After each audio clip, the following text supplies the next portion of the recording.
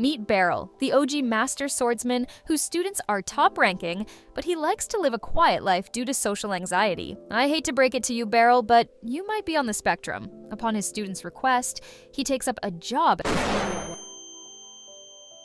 at the castle. That's where he meets his other students as well. I must say he has a good taste for students. The story picks up with Beryl teaching swordsmanship at his family dojo for decades. His father is saddened to see his son working tirelessly and not making a family of his own, so he keeps pushing him to marry and have kids, but MC so far has no plans of doing so and prefers to teach his sweet students, which concerns his father a lot, and he brings up the same topic during lunch. As the family was discussing MC's future, an old student of his by the name Alicia Citrus knocked at the door. The entire family seemed to know the girl well and welcome her very warmly. After years of hardcore training and incredible achievements, Alicia is now working as a commander and instructor at the Liberio Order. But here's the twist. This girl has recommended MC as a special instructor at the Order, and the man has no choice but to go along with it to avoid receiving a death sentence. MC's father finds this whole setup to be a great chance for his son to find a wife, and even tells MC to settle for Alicia.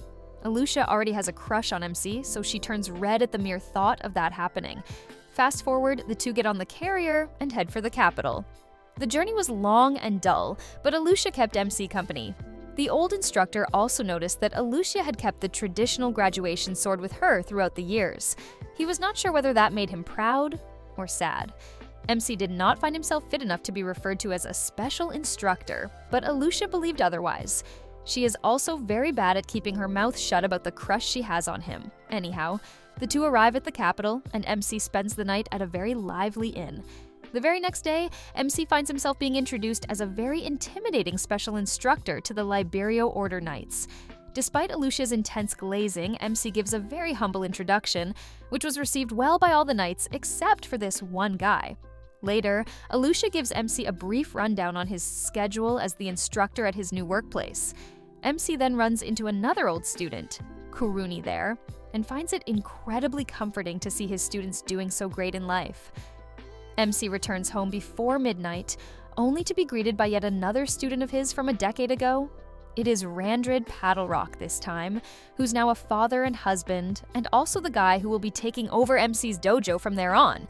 MC's father tells MC to hand the dojo to Randrid and settle in the capital and find a wife there to make a few grandbabies.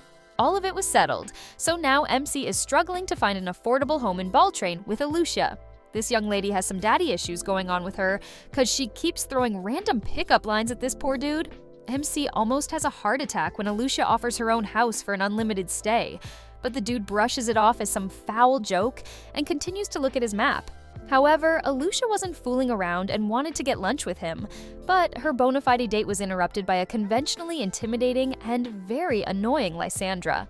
It seems like the whole capital was infested with MC's students. Lysandra also comes out as one of MC's pupils, and it took the lad a moment to recognize her. Lysandra is now a black rank adventurer and believes her success is owed to MC's diligent training. Both were more than glad to see each other again, but Alicia's association with MC bothered Lysandra a lot. These two seem to have an intense beef going on with each other, and they start acting very territorial over MC. In the end, Lysandra and Alicia both help MC with finding a rental home and moving all within the same day. The master would have loved to see the two getting along, but the harmless tension between them doesn't ease. The Knights of the Order were busy practicing when Alicia ordered them to prepare for hardcore training under Master MC's guidance. Henblitz Drought, the vice commander of the Order, refuses and wants to have a battle of swords with MC first to determine whether he's fit for his role or not. Everyone in that room, except Alicia, was doubtful of Master MC's skills. The dude himself was very hesitant to proceed with the challenge, but there was no turning back anymore. So MC exhales while Henblitz launches a non-stop round of wooden slashes at him. The battle was intense, but as a professional swordsman, MC was able to read through Henblitz's moves and withstand all of them. But here came the real deal, Henblitz's deadly signature move. But to everyone's utmost shock, MC blocked it very smoothly, and his position as the special instructor was thus a sealed deal. Henblitz shook hands with his new instructor, and all of the knights grabbed drinks with him later that night. Alicia ordered multiple refills for her drink, while Henblitz and MC discussed their swordsmanship interests with great passion. While MC hung out with his new pupils, his father and Randrid cheered on him from the quiet village on a hill. MC was able to settle in the capital within just 1 week of teaching. Fortunately, all the students like him and follow his teachings diligently. All MC had done in the city this whole time was work non-stop, so Kuruni, his old student, offered to show him around Baltrain for a refreshing change. Alucia also gets done with her commander duties and spends some time reminiscing about the past she shares with MC. She had made it her end goal to improve her master's life status. Alucia remembers MC as a kind man who taught his skills very carefully. It was his consistent training that allowed Alucia to hold her sword like she owned it. Her and Randrid used to train together, and Alucia was a fast learner compared to Randrid. Her quick instincts enabled her to master efficient defense in no time. Alucia firmly believes that all her skill set exists because of MC, and it was he who capacitated all of his trainees to win an intense swordsmanship battle swiftly. Alucia remembers that competition vividly and recalls how she ended up damaging her opponent's fragile ego with just one simple slash. MC and his students were returning to their town after winning the competition, and on the way back, a brief discussion about the competition started between Alucia and MC. Alucia wondered if MC's dojo was too strong for the opponent team to handle, which was true, but the master was too humble to admit that. As the conversation came to an end, Alucia realized that she had left her barrette back at the dojo and made a quick run there to get it. As she arrived there, she found herself getting cornered by the team she and her fellows had just defeated. These dudes with their wounded ego try to pick up another fight with the girl and almost hit her with their wooden sword. But her master MC showed up like a true savior. His sudden intervention heated up the fight even more. But before things could get worse, the rat's teacher appeared to put a complete end to that ruckus and apologized to MC for his students' misconduct. Anyways, that unnecessary fight ended and Alucia and MC headed back home together. The girl felt extremely guilty for putting her master in danger and kept apologizing for burdening him. MC, however, believed it was his duty to protect his students in difficult times and wanted Alucia to ease up. But the poor girl was too overwhelmed with emotions to keep her composure and started weeping uncontrollably. From there on, Alucia only got better and mastered every skill required to become a sharp swordsman. MC decided it was time for Alucia to finally graduate and enter the real world of swordsmanship. Alucia was too attached to the dojo and her master, and did not want to leave. But as an ideal student, she accepted the graduation sword and left for the order. She had always believed that Master MC was an instructor too good to be true, and her beliefs were only reconfirmed during her time at the order. MC's teachings allowed Alucia to win top ranks there, and she eventually earned the rank of commander. It had been 10 years since she left the dojo, and MC's skills only sharpened during that time. His skills needed to be recognized on a larger scale, and Alucia was set on turning her master's life around. She was getting closer to her goal and felt proud of herself, even if it seemed selfish. Anyways, the flashback ends and Alucia at present is looking for MC.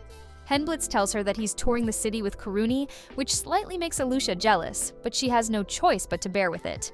Anyways, MC and Kuruni are seen strolling around the city. The two are busy talking about the most famous tourist spots of the city when another old student of MC showed up. It was Fitzel, but the master couldn't recognize her. MC took a good look at the girl's face and was finally able to recognize her. Kuruni discloses that Feiss is now a famous wizard of the magic corps, which surprised MC because he doesn't remember teaching magic at his dojo. Jokes aside, Feiss was really good at her craft, and MC was proud of her for choosing her own path. As they were catching up, a thief snatches an old woman's purse and tries to run away with it. Feiss decides to use this as an opportunity to show off her amazing sword magic. She instantly pulls out her sword and casts a magic spell to take the thief down right then and there. Kuruni arrests the criminal, and MC is very moved by his student's skills and teamwork. He was really proud of Feiss and expressed his gratitude to the girl for using his teachings in such an incredible manner. The next day, MC wakes up at 5 in the morning and makes his way to the Western District to find a good restaurant. But his search was interrupted by a short mage who stops the man in his tracks and shocks him with her feisty magic tricks. This short lady was Lucy Diamond, the commander of the magic corps of Liberis Kingdom, and she wanted to walk around the city with MC. MC decides to tag along and starts following Lucy's lead. The two chat a little on the way about Fissele and finally arrive at a large arena. MC has no clue what is really coming for him.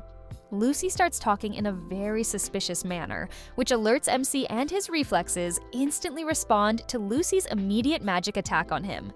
This woman wants to have a little battle to monitor her newly learned magic spells, and MC could only give in to her decision.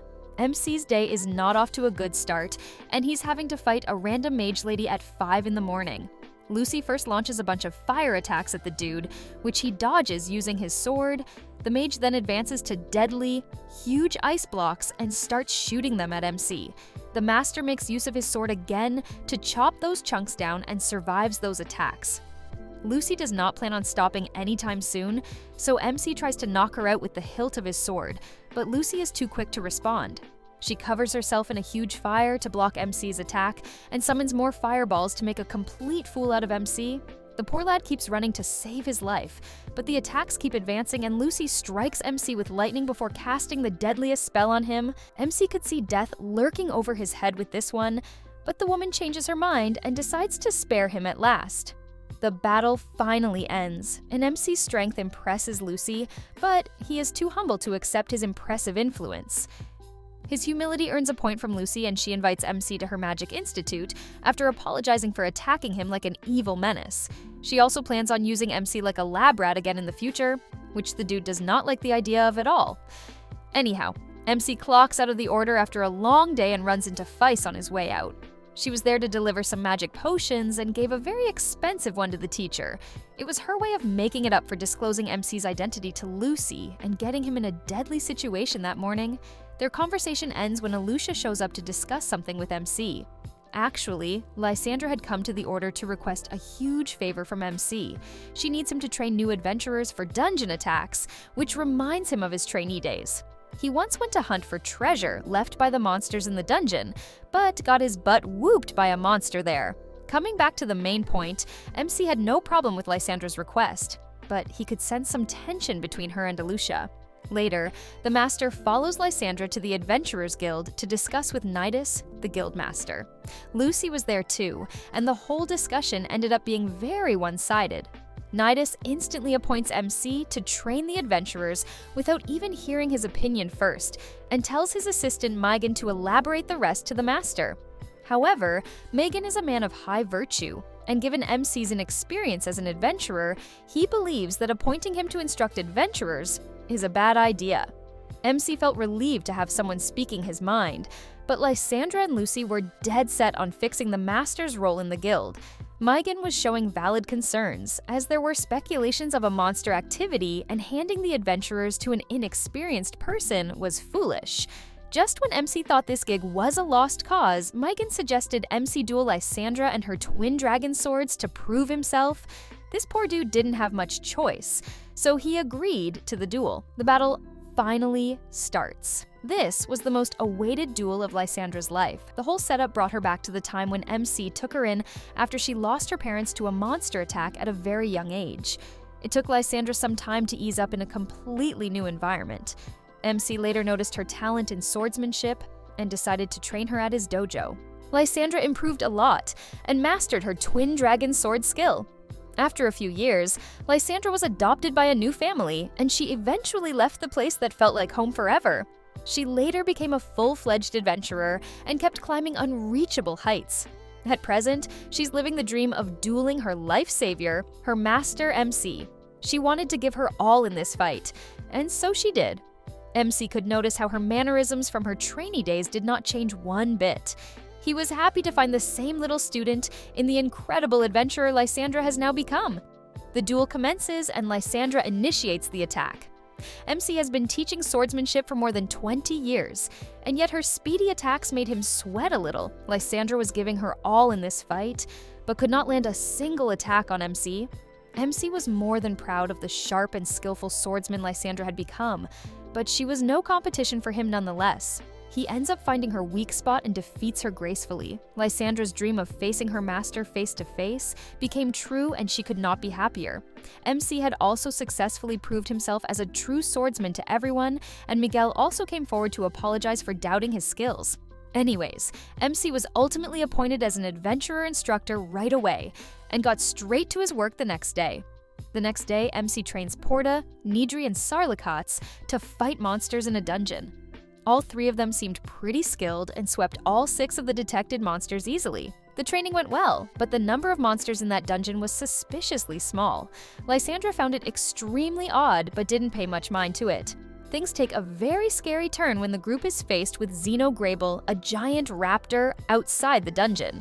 In this series of God testing MC's patience every day, another thing goes wrong and he's now having to fight a giant bird monster. The monster had greatly injured Porta, and MC's initial plan was to give him first aid while Lysandra took care of Xenograble. However, things did not play out accordingly, and MC was left to fight this rock-hard raptor all alone. Lysandra carries Porta and runs inside the dungeon to treat his wounds. MC notices and decides to keep the monster distracted enough to buy enough time for Porta and others. Although this was another life-or-death situation for MC, he remained calm before the enemy and rode its back to protect the trainees. The bird starts circling the sky with MC on its back and turns the ground and the dungeon into lava. The trainees inside the dungeon started freaking out, so MC inflicted a few ruthless attacks on the bird before it was too late. He ended up breaking his sword in the process, and the constant fire attacks were too much for him to handle. That's when Lysandra decided to intervene and used her twin dragon sword skill to kill Xenograble in an instant. The lava started to disappear, and Lysandra apologized for being too late. Fortunately, things were under control and Porta was recovering well too, thanks to the potion Lysandra brought along. The incident was reported back to the Guildmaster. MC and Lysandra's superpowers astonished Nidus and Miguel, and the Guildmaster wanted to hire MC as an adventurer, but the dude instantly refuses to make his life harder. A team is later sent to recover the dead monster from the forest. Lysandra also felt guilty for putting MCs in danger, but the man understood her decisions and cheered her up. This recent fight reminded Lysandra of her glorious past with Beryl, and she wanted to relive those days with MC, but that was obviously impossible now. Anyways, MC had lost his sword in the fight earlier, and it was time for him to find a new one. Kuruni took it upon herself to find him an excellent blacksmith, and MC's stalker, Alusha, was tagging along too. The trio arrives at the blacksmith shop, and the owner turns out to be, yes, you're right, another student of MC. It was Balder, and, well, this meeting was not at all a coincidence, and was carefully planned out by Kuruni. Balder was a very unique and quite unforgettable student of MC. That's because he was quite older than his own instructor and wanted to learn swordsmanship to master blacksmithery. After Balder and MC are done saying their greetings, Kuruni pulls out her messed up short sword and asks Balder to fix it. Balder, however, tells the girl that her weapon is beyond repair. Alusha wonders how Kuruni's sword reached that state, as the girl is usually very careful with her weapons. Balder and MC were able to pinpoint the reason. Actually, Kuruni had been using a lightweight sword this whole time, and a light weapon is a known setback for swordsmen. MC takes on the responsibility to find a suitable sword for Kuruni and picks a two-handed Zweihander for her. It turned out to be a perfect fit for Kuruni, and she happily purchased the sword.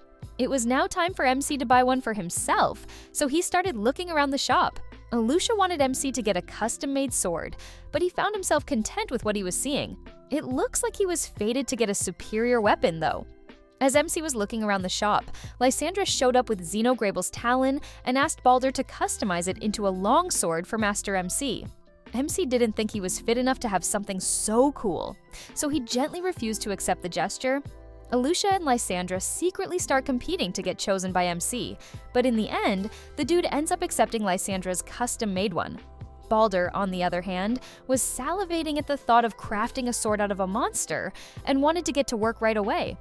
As the group was about to leave the shop, Kuruni requested that MC teach her how to use the Zweihander sword.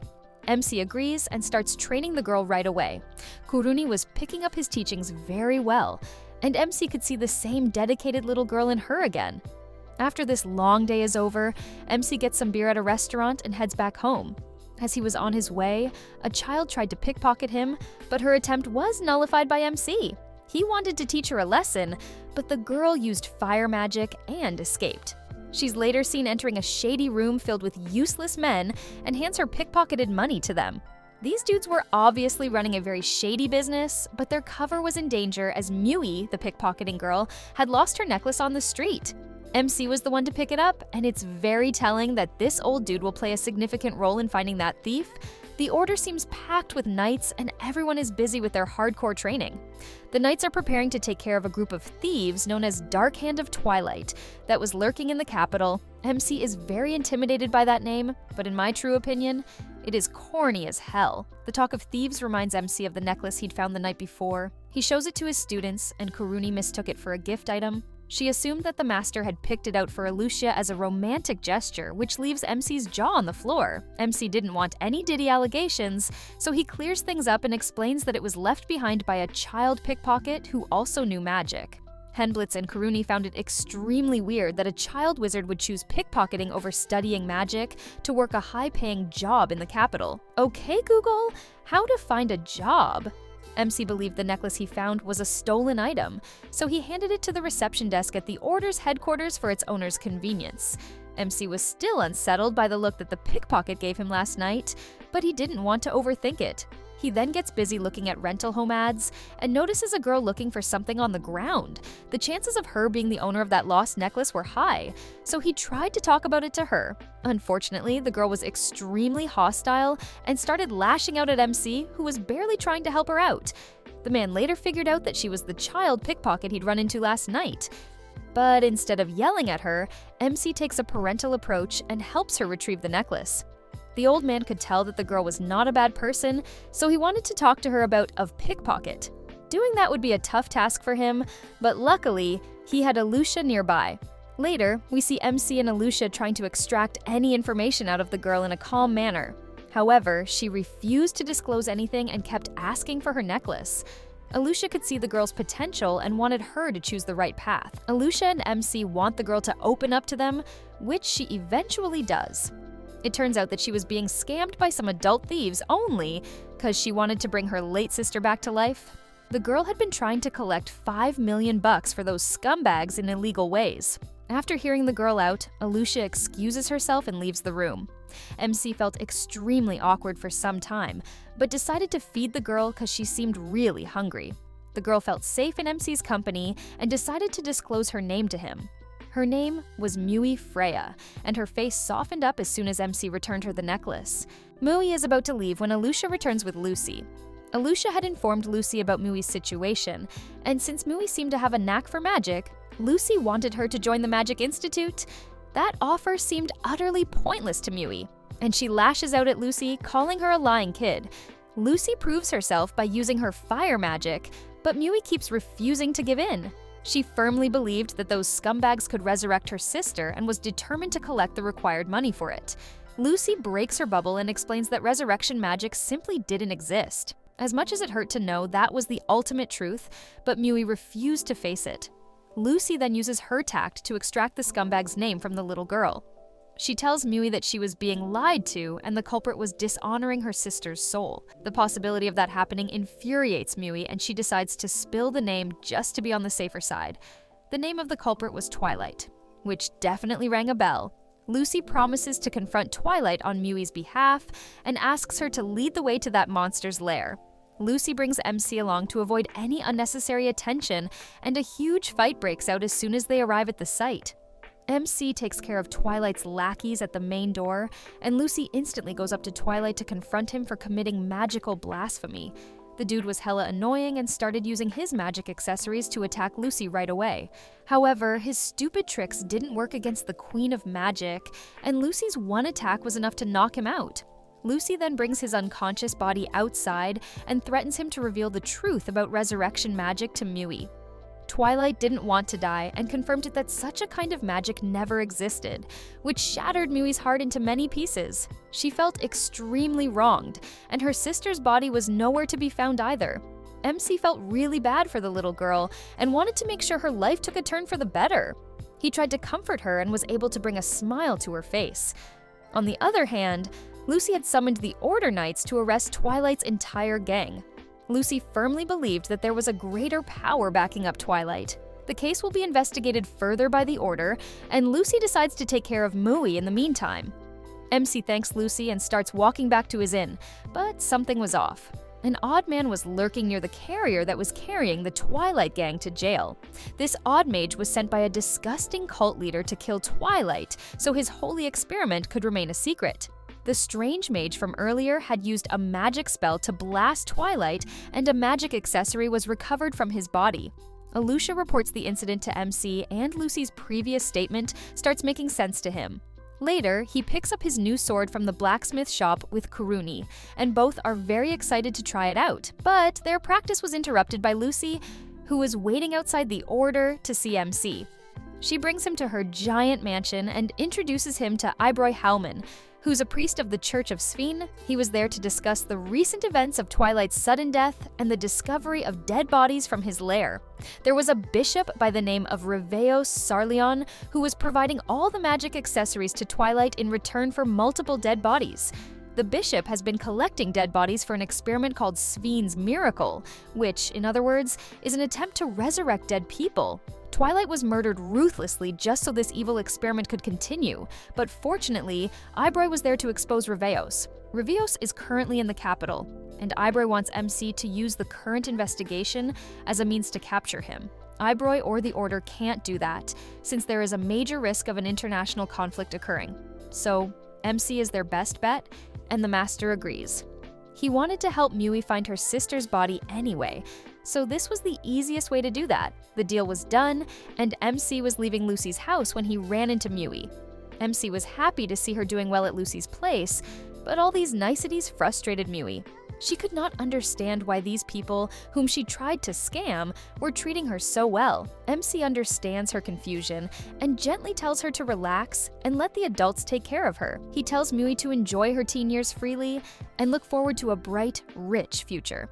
MC tries to pat Mui's head before heading out, but she doesn't let him.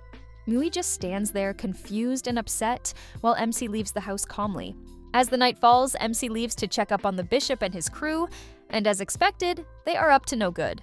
The Master was on the move to capture Reveos, but his minions hindered his mission and launched a magical sword attack on him. The dude was in a deadly situation for the nth time, but Ficelle and Kuruni stepped in just before things got messier. The girls took over the fight outside and told MC to execute his mission inside the church. Reveos and Spur were busy chanting a spell inside the church when MC sneaked in. The bishop was aware of his presence and used an evil magic spell to resurrect dead bodies. And now, MC was surrounded by a bunch of zombies who were trying to bite him. Mui's sister was among them too, and the MC had no choice but to kill all of them forever. This choice was never the easiest to make, but it had to be done. Mui's poor sister had no clue that her body was being used for such abhorrent causes. MC took her in his embrace before slashing her neck and ending her misery for once and all. Tears started rolling down his cheeks as the fragments of Mui's only guardian evaporated into the sky. However, the fight hadn't ended just yet, and Spur launched a charged attack on MC. For the first time in his swordsman career, MC felt slightly hesitant next to an opponent. Spur's sword skills were better than Lysandra's and Henblitz's, but MC was fixated on teaching this monster an unforgettable lesson. So he lands a painful slash at Spur's body, which only fuels his anger, and he starts wielding his sword at MC non-stop. The Master's body received multiple cuts, and most of them were bleeding, but this old man refused to back down. He found Spur's vulnerable spots mid-attack and inflicted great harm to his major organs. Spur was a bleeding mess, but his cultist mind had gone insane. This dude stood right back up to attack MC again, but his body ultimately gave up, and he died after losing a large amount of blood. Spur's dedication to his religious causes made no sense to MC, and he couldn't comprehend why one would go to such deadly lengths for some man-made constructs. Anyway, the fight ended and Kuruni and Ficelle were able to capture Reveos, the bishop too. Like every member of this strange cult, Reveos' behavior was also extremely unsettling. He insisted that Svenigardvania is doomed unless the Church of Sphene gains strength. These disturbing statements from Reveos shook MC to his core, but the nightmare ended and the sun rose again. MC was at Lucy's place and he looked defeated. He wanted to recover Mui's sister's body and failed in the end. Lucy couldn't look at his depressing face and decided to cheer him up. Since MC succeeded in capturing the bishop, it was Lucy's turn to reward him as per her promise. She did so by giving him an entire house, but there was another surprise in store for him. Mui, the cold child, had decided to befriend the old man and spent several hours cleaning his new house for him. The girl also agreed to enroll in the Magic Institute, which was great news for MC. There was still more to this story. Lucy wanted MC to adopt Mui forever and have her live with him in his new house. This decision needed Mui's approval too. The child hesitated at first, but after hearing how much effort MC put into the recent fight for her, Mui decides to accept MC as her guardian and agrees to live with him. Things are slowly taking a beautiful turn for MC in the capital. He now has a cozy house of his own in a great city. Never in his life did he ever think he'd live with an adoptive teenager, but here he is, making breakfast for Mui early in the morning. The girl, meanwhile, is very distant and keeps acting formally around him. It seems like it'll take her some time to fully feel at home with him. MC decides to spend some time with Mui to break the ice and plans out a hangout with her. They go on a walk, get skewers, and watch a theater performance together.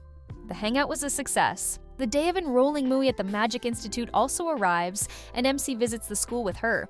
The place looks huge and both look like lost chickens in the wild.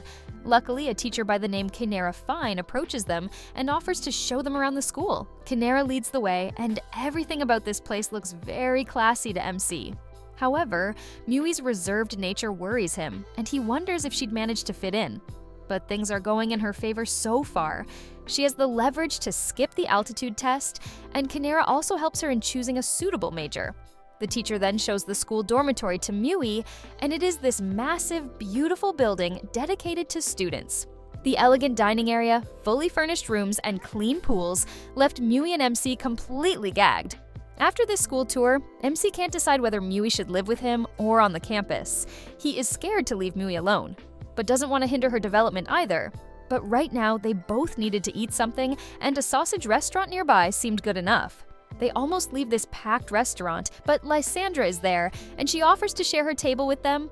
MC and Lysandra are reuniting after a long time. It is also Lysandra's first time meeting Mui, and her backstory makes her a little jealous.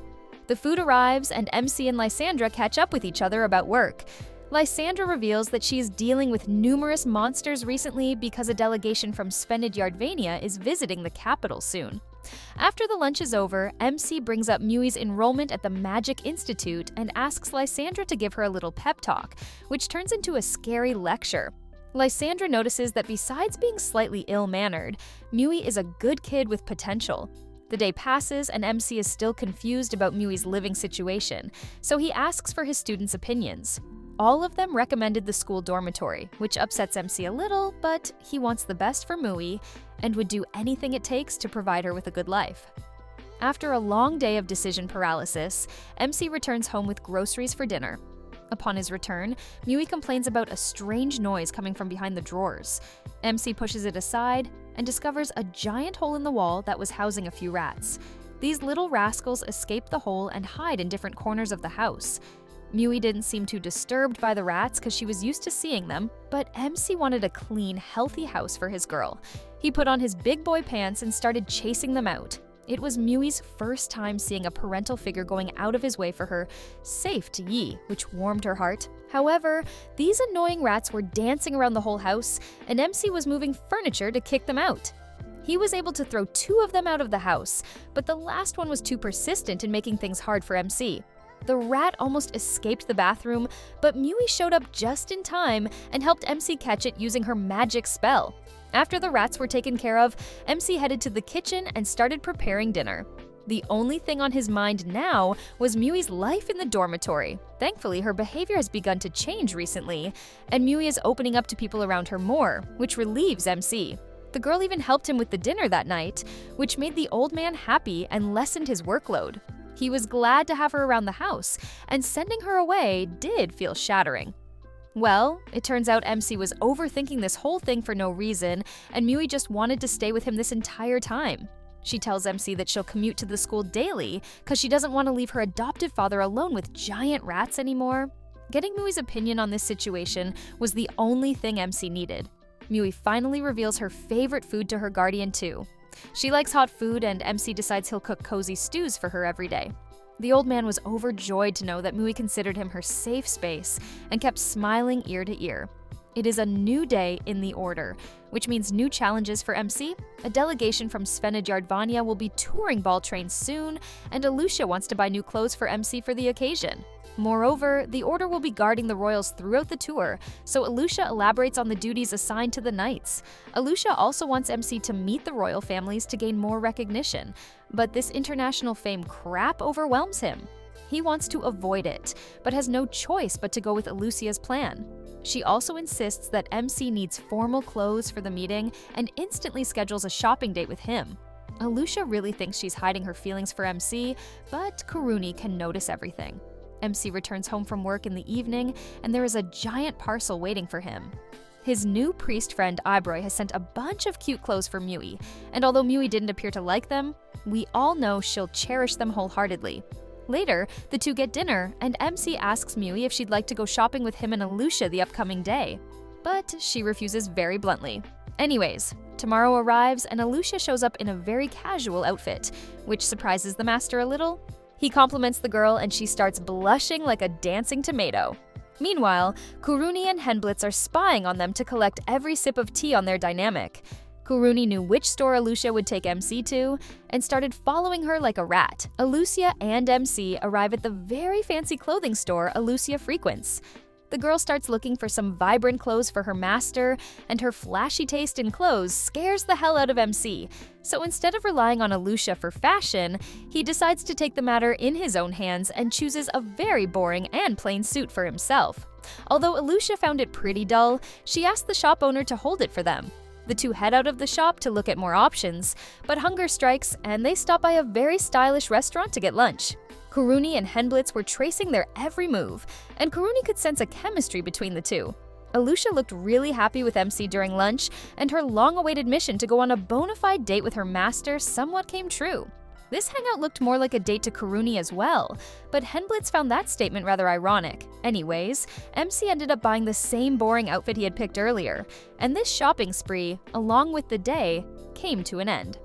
Alucia also kept having this self-talk session mid-conversation, which weirded MC out, but the day ended beautifully for both of them, and Alucia felt content with this one-sided love story. Henblitz and Kuruni spied on them till the very end too, and unlike Kuruni, Henblitz decided to blow his cover and came out of hiding to apologize for spying on Alucia.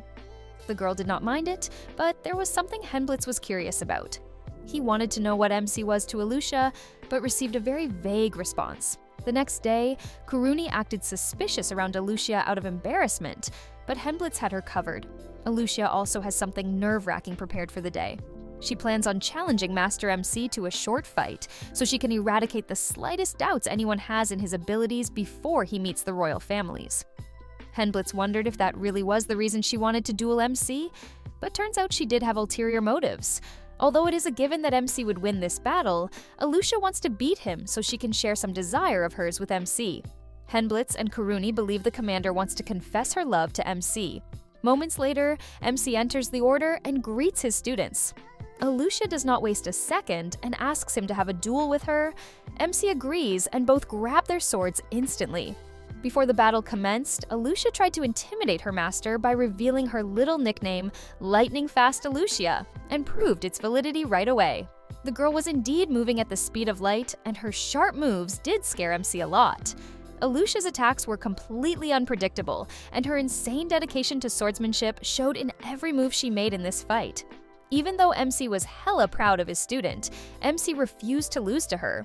He wanted to defeat Alucia so she could improve her craft even more, and did just that by attacking her most vulnerable spot. Kuruni was cheering for Alucia because she wanted to see her love for MC bloom. But not everything is a rom-com, am I right? Henblitz and Kuruni were too deep into Alucia's lore and wanted to know if she really was going to confess her love to MC after winning the bout. After hearing Alucia's response to Kuruni's curiosity, Henblitz figured that she was lying and in fact did want to confess her feelings to MC. Anyways, the two carry on with this dull conversation for some time. The day was over and MC was enjoying his dinner with Mui back at home. He tells Mui about his duel with Alucia, and even a teenager like her was able to figure that Alucia was in love with him. MC did not find that kind of romance appropriate, which, in my honest opinion, was the best he could do as a man. MC and Mui are having a comforting dinner in the comfort of their own home. MC chugs down a whole mug of beer to conclude a tiring day. Mui notices a chip in MC's mug, but it's no big deal for the old man. Additionally, Mui's school is starting soon, so her school has lent her a bunch of materials. The girl had everything she needed for her school except a school bag, and as an ideal father, MC decided to get her one.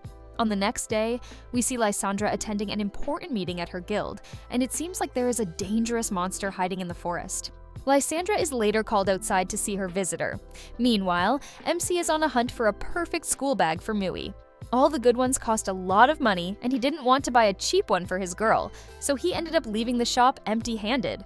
This poor dude is worrying about Mui like a true father, and every little decision for her requires a great deal of overthinking. MC decided to return home after this failed attempt to acquire a school bag, but Lysandra showed up like his savior once again. She looked really down and needed help with rounding up a horse alive for the royal family of Svenedjardvania. Lysandra finds MC a perfect fit for this job and requests him to help her out in return for a reward. MC believes this gig would be a great opportunity for him to get a school bag, so he ultimately agrees. The two head straight to the forest the next day to hunt for a rare horse with a pure white coat and a silver mane. MC was hunting a live animal after a very long time, so it was definitely not going to be easy. Moreover, the target horse was a pain in the butt, as it had managed to escape the traps set up by a unit of platinum rank adventurers. And since it was going to be a gift for royal families, Lysandra and MC needed to make sure it was captured unscathed. The duo kept walking into the deep forest, looking for some signs of that horse. Lysandra couldn't stop yapping about how difficult a task it was going to be, but also mentioned that she felt confident now that MC was with her. To be honest, these students think too highly of this man, to the point it is sometimes annoying. Coming back to the story, the duo spots hoof prints near a spring, but considering its high intellect, it won't show up near that spring again. However, there was another spring nearby and Lysandra believed the horse would show up there to stay hydrated, so they both start heading towards that watering hole. And on the way there, Lysandra brings up Mui. She asks the master if living with her was going well. MC had no major complaints, but found it a little challenging to understand her since she's currently in her teen years. Lysandra reassures MC that things will turn out just okay with Mui because he already has experience with children of her age, and Mui herself is kind at heart. After some chit-chat, MC and Lysandra arrive at the second spring, and Lysandra decides on a formation to capture the horse. The plan is to attack the horse with a covered arrow from the back and capture it using a net as soon as it starts to run. The duo gets into their positions and waits for the horse to show up. After a while, a majestic, pure white horse appears and starts drinking water from the spring. Lysandra, without wasting a second, gets on the move and signals MC to follow as well. Like it was decided, Lysandra shoots her arrow from behind and MC gets ready to spread the nest to capture it too. But to their utmost shock, the horse jumped right above MC's head and escaped. The duo carried on with their plan and relaunched their soft attack at the horse. This thing seems to have an IQ of a 50-year-old, cause how is it escaping every attack with such efficiency? MC tries his best to capture the horse, even injuring himself a little, but none of his attempts prove useful. This annoying as hell horse runs away from them again and starts walking towards a dead end. Lysandra, like a true adventurer, uses her jumping skills to hinder its moves and manages to chase it in MC's direction. But instead of acting like a nice pet animal, this stupid butt jumps on a neighboring rock and causes a landslide. MC didn't want to leave it to die, so jumped on that rock to join the horse and landed on the ground with minor injuries. The horse starts throwing a tantrum like a scared toddler, which earns a laugh from MC. The master knew there were zero chances of his surviving a day with that horse down there, so he cuts a nearby tree with his sword and creates a thin bridge for both of them to cross. At last, they both cross the stream, and that's all it took for MC to tame the horse. Lysandra was also able to make it there in time, and the mission, Capture the Horse, was a success. MC and Lysandra return to the guild with that bratty horse, and Nidus expresses his gratitude to MC for saving the guild's face once again. Lysandra also rewards him with a hefty amount of money, which MC will definitely use to purchase a school bag for Mui. Lysandra used to be a little jealous of Mui because she was getting all that love from MC effortlessly, but her love for MC earned a big corner in her heart, and she decided to let go of all the jealousy. After a long day of hunting, MC returned home with an expensive school bag for his girl, but Mui was nowhere to be seen. The girl enters the house after a while and tries on her bag. She loved it a lot and handed the ceramic mug she had gotten for MC to him. Actually, she had gotten Lysandra's help in getting a small gig to earn the money for this little gift. MC instantly used his new mug to chug down some beer, and this pure little gesture of Mui moved MC to tears. Their bond has definitely become stronger, and Mui finally feels at home with the master. Mui's school finally starts, and MC sees her off on her first day. On the other hand, the commander and vice commander of the Holy Order of the Sphene Church have arrived in the capital, and they're meeting people around. Alusha wants MC to join her and Henblitz in this meeting. Considering his past encounters with the Sphene Bishop, MC was extremely suspicious of this new group and wanted to face them head-on. Well, things weren't as bad as MC was expecting, and he ended up running into Rose, who was another old student of his. MC receives an overly enthusiastic welcome from his former student, Rose Marbleheart, who now serves as the vice commander of the Holy Order. Rose was overly clingy with MC, which earned frustrated looks from Alucia. But as the commander, she tries to break the ice by asking about the previous vice commander, Hinnis. Gatoga avoids the question and changes the subject. He mentions that he and Rose will tour around Baltrain to learn the lay of the city without a tour guide. Rose could have used MC's guidance, but Alucia would clearly not allow that. Shortly after, MC runs into Rose again, and she insists on chatting with him. So both go on a walk together, and the master gets to know more about Rose. She seems to be doing well in life, which comforts MC. On their way to the town, Rose gets sad at the sight of little kids for some reason. MC notices, but Rose doesn't give any explanation. The two walk around the town for a bit, and Rose seems to like the city a lot. Anyways, Rose says her goodbyes after bothering the crap out of her master, and MC picks up his new dress from the shop too. He felt a little awkward wearing it, but that was his fate now. He returns home in a completely different look, which receives an interesting reaction from Mui, cause she prefers MC in his usual clothes. Both later ate dinner together, which was cooked by Mui. The old man complimented Mui's cooking, and then the conversation about her school started rolling. Mui starts yapping about her experience there, and MC was relieved to know that her class fellows liked her. It was the next day, and the announcements about the arrival of Princess Salacia started echoing the capital. Alucia started briefing everyone about the arrangements for the princess's arrival. Several security squads for royal protection are constructed. The first squad will consist of Henblitz, Master MC, and Alucia herself. It was pretty obvious to MC that Alucia had prepared this squad to introduce him to royalty. Soon after, Princess Salacia arrived in Liberio and received a warm reception from the Order. The knights there vowed to protect Her Majesty at every cost. Princess Salacia instantly recognizes Master MC because Alucia never once shut up about him back in the palace. MC wondered what kind of remarks Alucia had made about him for the princess to recognize him so quickly. Just as this was happening, Prince Glenn walked out of his den to welcome the princess. Both exchanged romantic pleasantries and stepped into the same carrier to commence their tour. Rose, on the other hand, was acting like a true menace and kept bugging MC.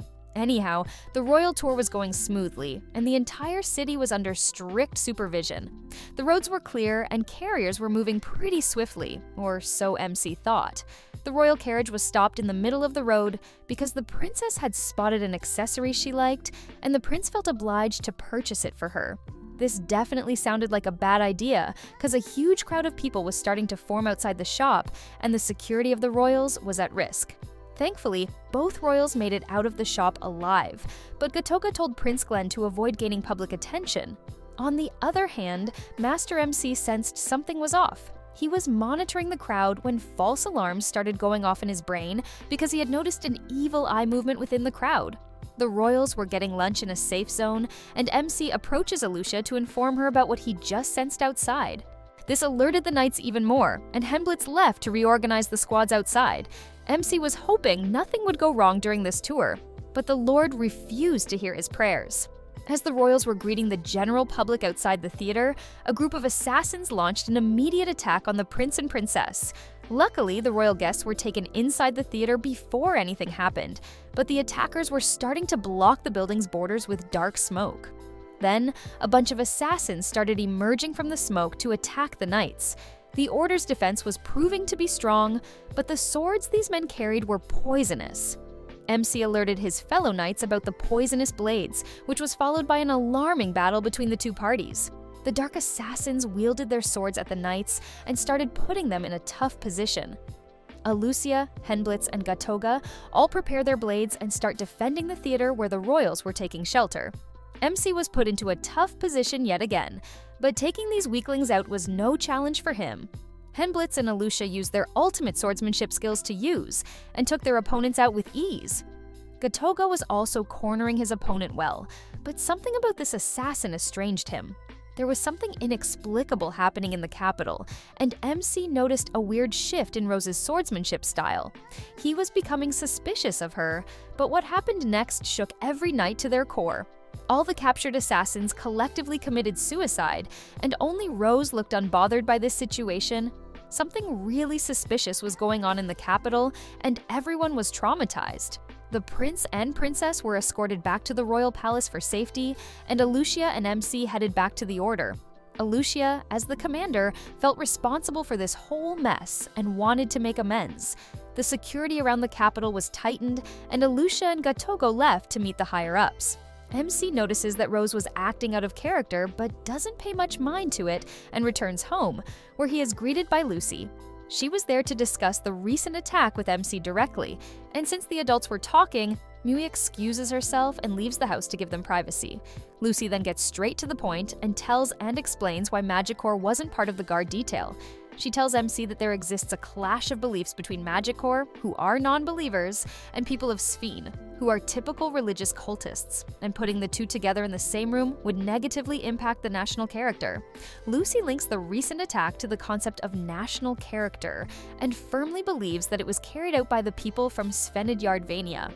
On the other side, Rose is acting really suspicious, and instead of returning to her inn, she shows up at the order to bug Alucia. Her sudden interest in the agricultural district was also odd, but Alucia didn't want to offend Rose. Meanwhile, Lucy was elaborating her guesses to MC, and her suspicions were backed up by Eibroy's information. He had informed her about the ongoing power struggle between the Papists and the Royalists in Svenediardvania. And since Svenediardvania is a religious state, it is only common sense to assume that this attack against the royal families was carried out by the religious cultists of that country, and the fact that assassinating Prince Glenn would have worked in the Papists' favor only deemed Lucy's claim powerful. On the other hand, Alucia had disclosed the information about the agricultural district to Rose and wanted to take her leave, but the immediate mention of Master MC froze her feet on the ground. Rose wanted to talk about MC for a bit, and there couldn't have been a better topic for Alucia to discuss. The two bonded over their stories about Master MC for a bit, and it was really obvious that Alucia had a deep love for him. As they were chatting, Rose noticed a lost kid standing near a shop and instantly approached him. This poor kid, whose name is Ritter, could not find his mom, and Rose takes it upon herself to find her. Alucia and Rose both start chanting Ritter's name loudly in the street to signal his mother about his location. Lucy and MC were still discussing the recent attack. MC was finally able to connect the dots, and Lucy's claims started making more sense to him. They both agreed that the threat of another attack still lingered and looked forward to what tomorrow would unfold. Alucia and Rose were able to find Ritter's mother in the wild, and both girls had developed a good friendship by the end of the day.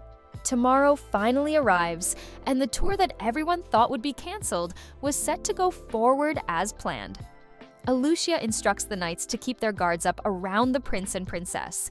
MC believed that this tour was extremely risky, but Alucia reveals that all of it was ordered by Prince Glenn himself. He did so to maintain his aura in both nations, and MC was moved by his resolve. The carrier of both royals starts moving for the tour. MC, alongside the other knights, was guarding them well, and as they were on the move, Gatoge pulled MC aside to inform him about something important. Gatoge reveals that the perpetrator of the recent attack was the former Vice Commander Hinnis. This news didn't shock MC much, as he already saw it coming. Alucia knew about it too, and Gatoge takes on the responsibility to dispose of Hinnis. The prince and princess were touring the agricultural district of Liberio, and just when everyone thought things were going smoothly, a sudden arrow attack on the royals was launched by the assassins. The ruthless archers kept shooting arrows at their targets, and the knights could only use their swords to nullify those attacks. Prince Glenn and Princess Salacia were instructed to get down, while the knights took care of the assassins. The intensity of this assault only increased, and MC's group ended up needing to swing their swords at their attackers. The number of assassins kept increasing, and although the Order's defense was strong, it was no longer safe to keep the royals outside. After taking out all the assassins, MC instructs Alucia to retreat to the carriage with the prince and princess. Alucia, along with Kuruni and Henblitz, followed the command while MC remained on the battlefield to face the enemy.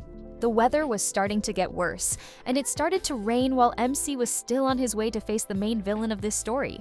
And it was none other than Rose Marbleheart. Rose's betrayal had upset MC deeply. Her identity as a papist disappointed MC, but he always knew Rose was the culprit behind that attack. He was always suspicious of her, but never made it too obvious. MC wanted to talk things out with Rose instead of swinging his sword at her, but she was too deep into the cultist mindset to listen. On the other side, Alucia, Kuruni, and Henblitz were putting their life on the line to guard the royal carrier. All three of them wanted MC to return safely as well, but they remained composed to kill every assassin that came their way. Meanwhile, Rose gives her reasoning for turning into a cold-blooded murderer.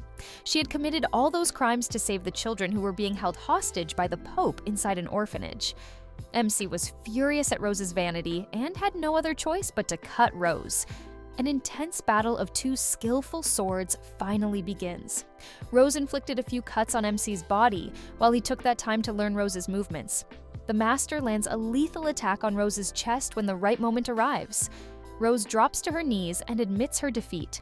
She then asks MC to end her life, but he refuses. He wants her to live and make up for all the sins she has committed against innocent humans. Gatoga, who is looking for Rose, shows up and almost loses her mind when he finds her in a sensitive state. He notices Rose's non-stop bleeding and uses his healing magic to save her life. MC explains the whole situation to Gatoga, and the fact that Rose was involved in the prince's assassination attempt shocks Gatoga to his core. But it all made sense when MC revealed that she was forced into it by the Pope. Gatoga despised the Pope, but he didn't want Rose to receive a death sentence and came up with a cover-up story. He decides to throw the entire blame on the dead Hinnis, who was in fact one of the assassins who committed suicide. Gatoga's overprotective nature towards Rose piques MC's curiosity, and he later learns that Gatoga and Rose were step-siblings. MC also grew curious about both of these siblings' political beliefs. They both had problems with the state because they believed Bishop Reveos was wrongfully accused of committing disgusting crimes. MC clears the state's reputation by revealing Reveos' involvement in corpse trafficking. This disgusting truth altered Rose's religious beliefs, and she got an earful from MC for being a stupid brat. Rose almost started yapping hysterically again, but Gatoga quickly lifted her up and fled the scene. MC had promised to keep his lips shut about Rose's misconduct and returned to the royal carrier. Alucia, along with Kuruni and Henblitz, had taken care of all the assassins, and it was now time for all of them to return to the headquarters. After this traumatizing tour, the royals felt indebted to Alucia and MC for saving their lives and invited them to a state banquet to reward them. MC did not want to go, but he had to show up, so he did. All of MC's friends and students were extremely proud of him for all the recognition he was getting. MC looked very nervous at the banquet around all the royal officials, and Alucia, on the contrary, was very composed. The king and Princess Salacia finally showed up. The king personally thanked Alucia and MC for risking their lives to protect her daughters. MC's timbers kept shivering, whereas Alucia was hella confident in conversing with the king. Later, the guests were served royal delicacies and drinks. The food was clearly new to MC, but he enjoyed every bit of it. MC received exaggerated praises from both the king and Princess Salacia, and he just awkwardly smiled in response. The king also plans on forming a royal guard for Princess Salacia's security after her marriage and offers MC a role in it. Alucia politely declines his offer as the Liberian order needed MC. At the very end of the banquet, the king officially recognizes MC as a master swordsman, which moves Alucia to tears of true joy. After that tiring royal meeting, MC returns home with elegant gifts and eats the pot au feu that Mui had made for dinner. MC and Mui bonded over the recent very dramatic shifts in their lives. Their dynamic was prettier than ever, and Mui had finally adopted MC as her father. Rose and Gatoga also seemed to be doing pretty well together. MC hadn't forgotten about his father back in the village and sent him the royal gifts he had received from the king.